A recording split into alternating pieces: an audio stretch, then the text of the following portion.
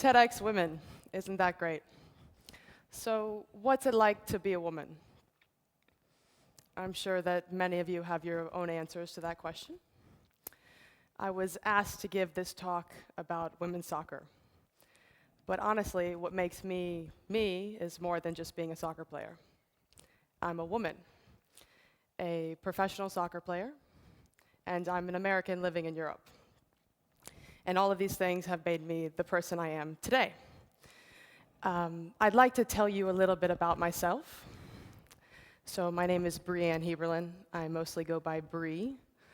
I'm 26 years old, and I played collegiate soccer for the University of North Carolina. Prior to playing collegiate soccer, I played for club teams, Olympic development teams, regional teams, and I played for the US national team.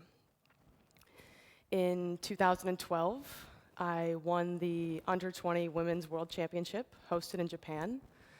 And when I returned to college, I went on to win the NCAA National Championship. I am the only goalkeeper, male or female, to have won both a World Cup and a national championship in the same year. Thank you. I have been playing soccer for 20 years, and I have developed a passion and expertise for playing the goalkeeper position. When I meet somebody for the first time, they're usually asking me something like, wow, why did you choose to be a goalkeeper? So this is always a difficult question for me to answer. It began when I was 6 years old, and my father, who was also a goalkeeper, took me to every single practice session and every single game, supervising that I wouldn't be a goalkeeper and I wouldn't go into goal. I didn't really understand then why he didn't want me to be a goalkeeper, but I certainly do now. So I remember the first day I went into goal. My father had to work late that night at work, and my mom drove me to training. And my mom and I, we went to training, and we stopped at a convenience store, and we got snacks. This was also something my father would not allow. So we got snacks and Slurpees, and we went to my practice. And I'm originally from Florida, and it rains a lot in Florida. So it had rained all day, so there were mud puddles all over the field. And I remember the coach saying, "Okay, ladies, who wants to go into goal today?" Immediately, my hand shot up. All I wanted to do was slide through the mud puddles. From that day forward, I was a goalkeeper. But let's not forget about my dad's wishes. He was extremely upset that I had gone into goal. He was mad at me, he was mad at my mom, he was mad at the coach. So I ended up becoming a goalkeeper, and I learned a lot about what it takes to constantly have criticism and a focused eye on every decision you make. A lot of these challenges have helped me to develop mental strength and an extreme ability to communicate under pressure.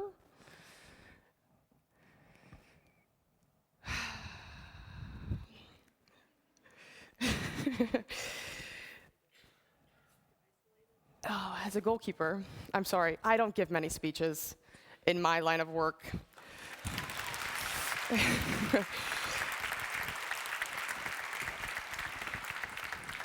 So as a goalkeeper, you are oftentimes isolated from your team. You wear a different colored uniform, you have a different coach, you have different training times, you hone in on different skills than every other player, and you wear gloves on your hands. So, through these differences, you have to be able to connect with your team. And you can still do this by creating a way for them to respect you as a goalkeeper.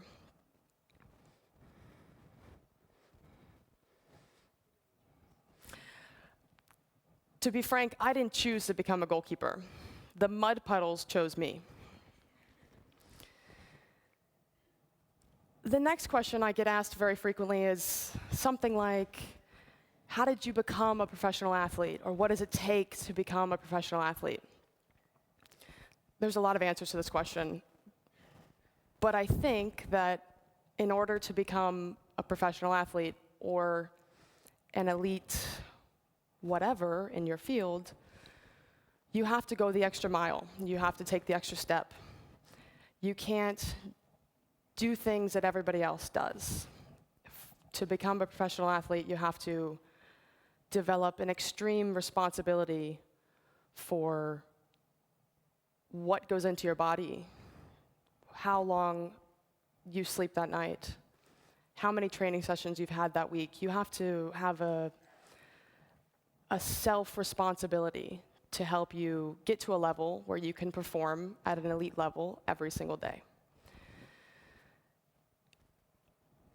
I became a professional soccer player after I graduated from the University of North Carolina, and I signed my first professional contract with Turbine Potsdam.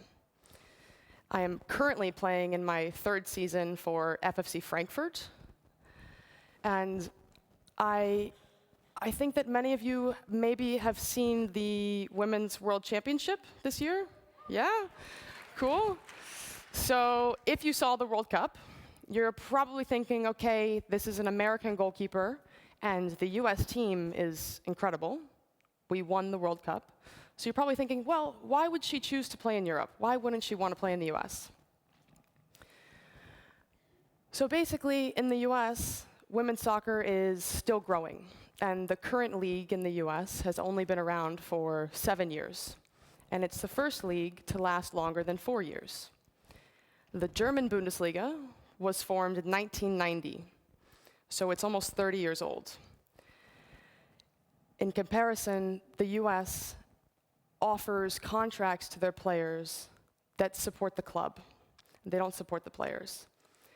And the league is only 8 months long, whereas in Germany, the league is 12 months long, and the contracts support and protect the players.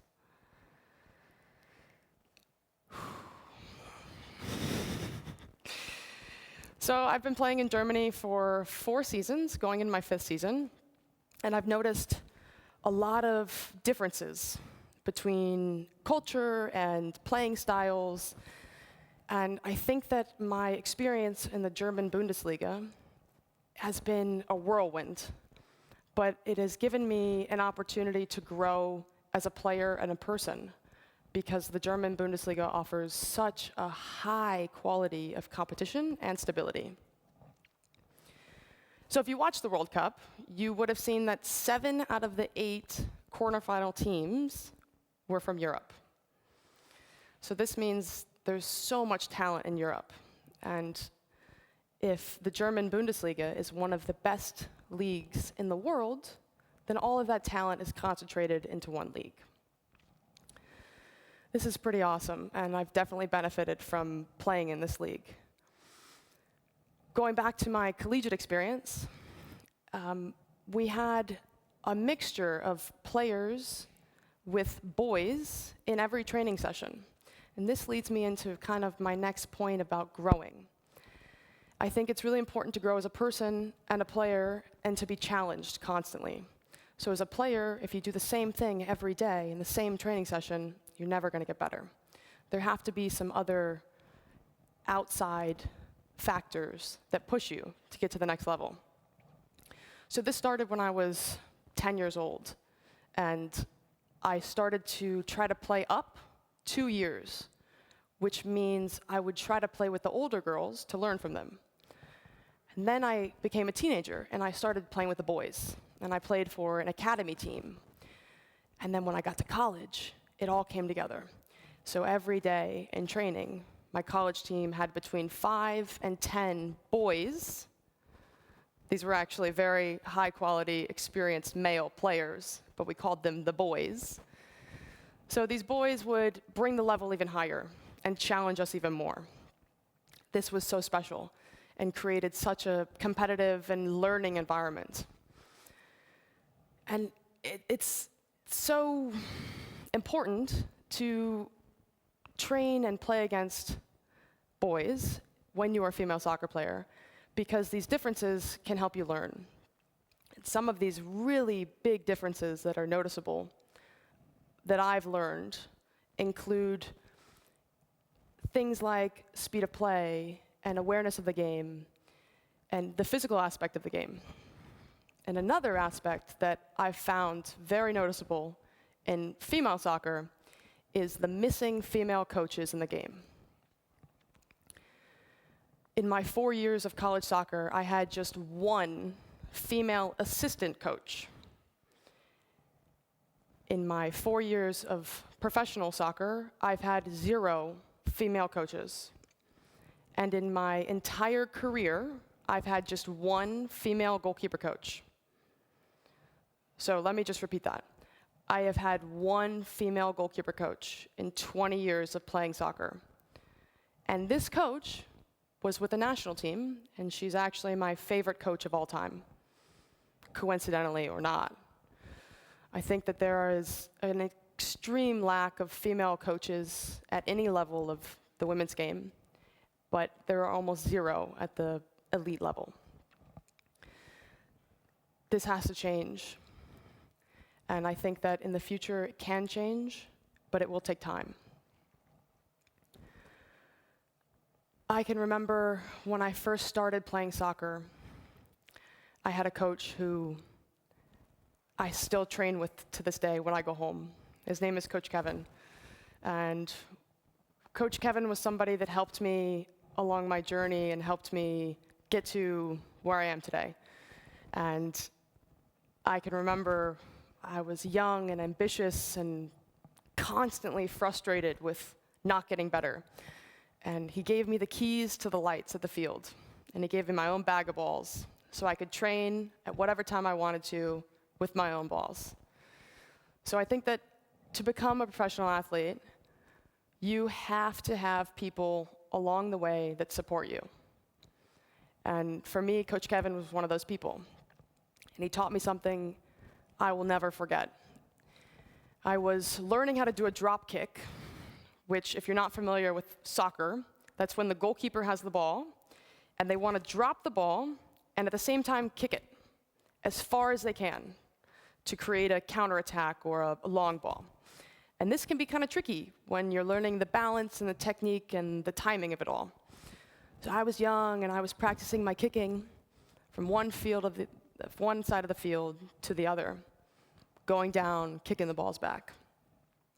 I was getting really frustrated. I wasn't making solid contact with the ball. They were going left, right. They weren't going straight. Coach Kevin told me very calmly, he said, "Bre, relax and take a breath." This is something that helped me master difficult techniques and was paramount to my success as a youth player, and it's even more important to me now today as a seasoned professional. And I think that this concept of relaxing and taking a deep breath is extremely important to anybody who at any time in their life has goals and maybe is a little bit frustrated with where they're at, to take a deep breath, relax, and focus on what they can control. So in conclusion, if you're a girl or a woman and you want to play soccer, do it. Just do it.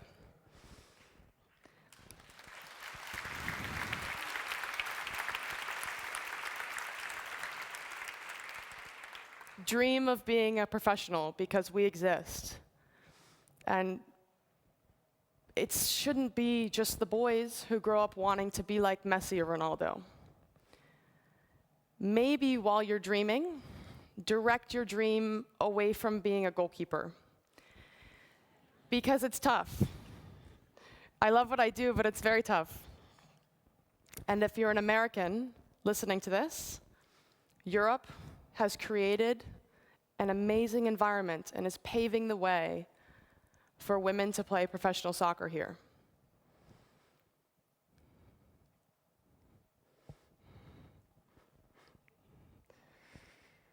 I see a future where people tune in to watch women play soccer as much as they tune in to watch a woman play tennis. I see a future where we have more pay and better respect. It may not be today, but it will be soon with a watching audience and your support. Thank you very much.